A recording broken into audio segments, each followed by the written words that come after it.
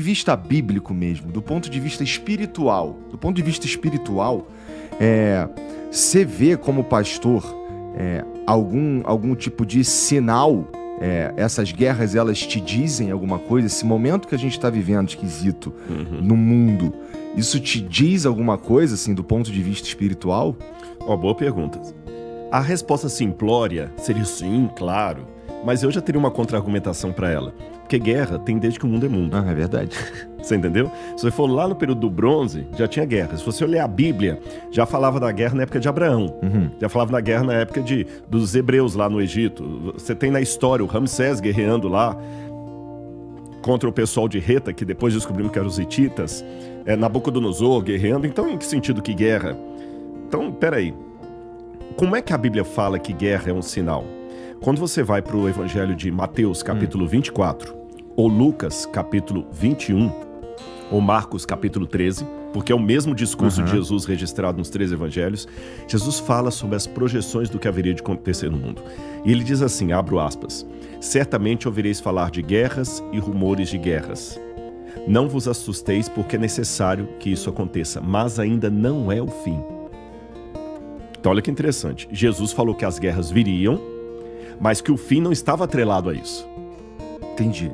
Então, peraí. Vai dar pra gente, pelo menos, dormir tranquilo. Vai na contramão da piedade popular, que fala, tá tendo guerra, então o mundo tá acabando. Porque tá tendo guerra, o mundo tá acabando. Jesus falou que ia ter guerra, tá. Então, ele falou, calma, não é o fim. Mas fiquem atentos que até lá vai vir guerra. E quando você vê o cenário do Apocalipse, o último instante, realmente, nem será um mundo de guerra. Será um mundo pacificado pelo anticristo. Que ele vai conseguir arregimentar o mundo de modo que, de acordo com o Apocalipse 3, não vai poder comprar nem vender, senão quem tem a marca da besta, e toda a terra se maravilhou seguindo a besta e dizendo, quem é semelhante a ela, então o mundo vai estar unificado. Bom, então com relação a isso, volto para a sua pergunta. E essas guerras, o que elas me dizem? O que elas dizem de sinal? Tem um detalhe nessas guerras que elas me colocam como observação diferente de todas as guerras que o mundo teve. Inclusive as chamadas Primeira e Segunda Guerra Mundial. Essas guerras que estão se desenhando agora correm o risco de escalar para uma realidade literalmente mundial. Sim. Antes isso não havia. Não.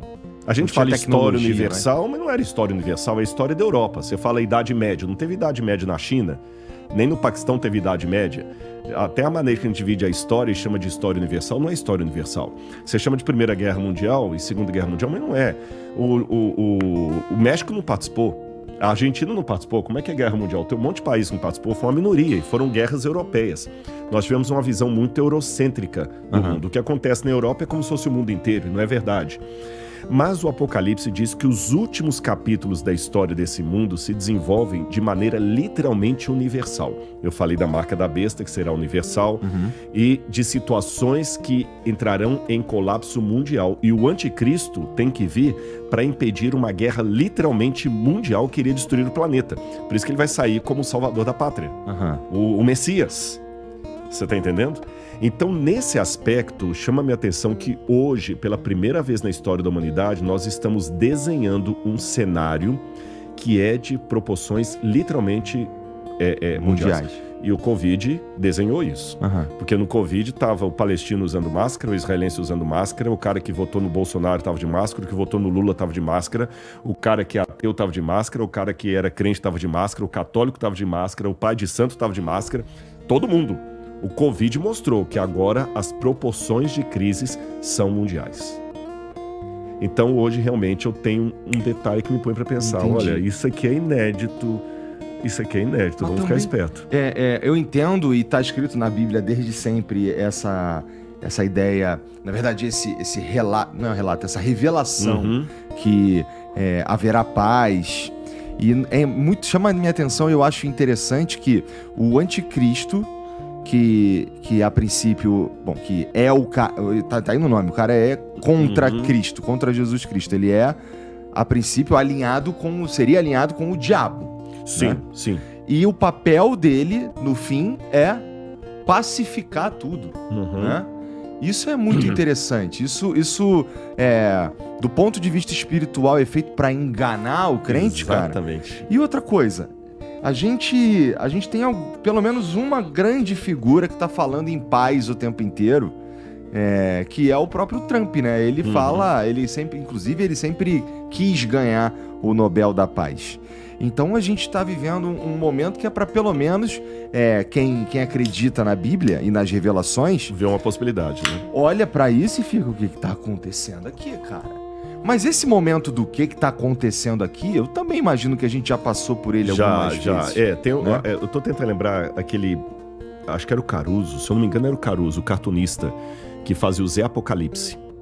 Depois pode dar uma checada. A galera, nas redes sociais, ó, no chat aí, pessoal, se vocês lembrarem quem é o Zé Apocalipse. Era um personagem do jornal o Globo, sempre tinha as tirinhas do Zé Apocalipse. Eu tô tentando lembrar quem foi que... Descobre pra nós aí, Vitão. E ele tinha um personagem que o Zé Apocalipse, ele tava com uma placa escrita assim, Saddam Hussein é a besta do Apocalipse. Aí no segundo quadrinho o sujeito falou assim, mas você falou semana passada que era o Ronald Reagan? Aí no terceiro quadrinho fala assim, não é que eu trabalho com a versão da moda. Entendi. Quer dizer, então a gente tem que cuidar também, porque o Macron já foi chamado que seria a besta do Apocalipse, Adolf Hitler foi colocado como sendo a besta do Apocalipse, Napoleão já foi colocado como sendo a besta do Apocalipse, eu falei do Saddam Hussein, né? Então quer dizer, eu tenho hoje reserva de ficar colocando um carimbo na testa do sujeito, é esse papa, é esse presidente, é esse líder soviético, porque já teve muitas... Sabe aquela Pedro e o Lobo? Vem o lobo, o dia que o lobo vem mesmo ninguém acredita. Que os Estados Unidos têm uma hegemonia no cenário mundial e provavelmente final é reconhecido por muitos teólogos. Muitos teólogos veem um papel estadunidense em Apocalipse capítulo 13. Tem muitos teólogos que enxergam isso aí, porque uma coisa que está já patenteada na história do cristianismo é o seguinte, o anticristo, primeira coisa, o anticristo ele tem que nascer dentro do seio do cristianismo.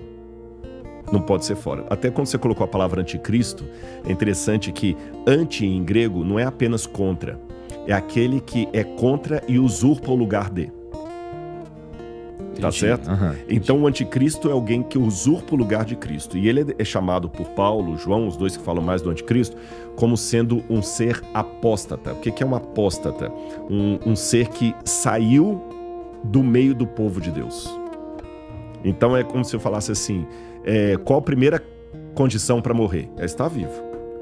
Qual a primeira condição para adulterar? É estar casado. Solteiro não adultera, ele fornica. Você tá entendendo? Então qual a condição para ser um líder anticristo apóstata? Ele tem que ter sido parte do povo de Deus. Então é uma ruptura do povo de Deus. E tudo indica que isso nasce na Europa, porque João fala que a mulher prostituta que se assenta sobre a besta, ela fala, a mulher, a cidade que domina sobre os reis da terra. E diz que essa mulher é descrita no Apocalipse como a prostituta que se assenta sobre 7 montes. Qualquer estudioso de história romana, na primeira página do livro, vai ver que em história que Roma era a cidade que dominava o mundo inteiro e ela é descrita como uma mulher que se assenta sobre 7 colinas. Pode dar uma googada aí, você vai ver. Você entendeu? Usar o chat GPT agora é a inteligência artificial, né? Roma é a mulher que se assenta sobre 7 colinas. Está em Apocalipse 17. Então não precisa ficar inventando demais. É um computador da ONU, é a Greta, você entendeu? Eu não preciso ficar fazendo exegese de almanaque, de revista, né? Bom, então já sei que é essa. E tem uma outra besta que ela é o oposto dessa, que essa surge do mar, a outra surge da terra. Parece que é um novo mundo, dominado ali pelos Estados Unidos. Agora, um detalhe também que eu ia dizer sobre isso aqui, deixa eu só... É literal esse surge do mar? Não, porque na Bíblia o mar é símbolo de povos, nações. Então quer dizer que é um conglomerado de vários povos. E o Mediterrâneo era assim chamado. Tanto é que o nome Mediterrâneo é Mare Nostrum. É o mar nosso. Eu lembrei o que eu ia falar. Nessa questão que você falou do anticristo vem para enganar os crentes, quando você lê o Apocalipse, você vê que o Apocalipse pode ser, entre aspas, resumido entre uma contrafação do poder de Cristo. Parece que o diabo, ele imita Deus o tempo todo. Aí alguém fala, como ele imita Deus? Eu sempre pensava que o diabo era o oposto de Deus. Não. Se eu fizer até uma leitura psicológica, o diabo é aquele fã que tem ódio, que mata o John Lennon, você entendeu? Mas usa o corte de cabelo do John Lennon, ouve todas as músicas do John Lennon e veste a mesma roupa do John Lennon. E tem a camiseta escrito, John Lennon, te amo. Parece que o diabo é assim em relação a Deus. Ele imita as coisas de Deus, mas não imita o caráter e a bondade de Deus. Porque há dois tipos de imitação. Há aquela imitação normal, que é a imitação que as suas filhas têm em relação a você, sua esposa, que você vê assim, gente, ela senta do jeito que eu sento. Tinha um amigo meu que uma vez ele falou que ele tinha mania, sempre que ele estava no banheiro, ele escovava os dentes, ele batia a escova 3 vezes assim para enxugar e colocava lá. Um belo dia ele viu a menininha dele também escovando os dentes, batendo 3 vezes. Essa imitação é saudável, é a imitação de alguém que você vê, você se inspira na pessoa, porque você vê nela um modelo de vida, tá certo? Então é nesse sentido que a gente deve imitar a Deus. Paulo falou, sede meus imitadores como eu sou imitador de Cristo. Bom, agora existe uma outra imitação, que é a imitação patológica, é daquele fã que quer matar o cara, que ele quer tomar o lugar dele, sabe?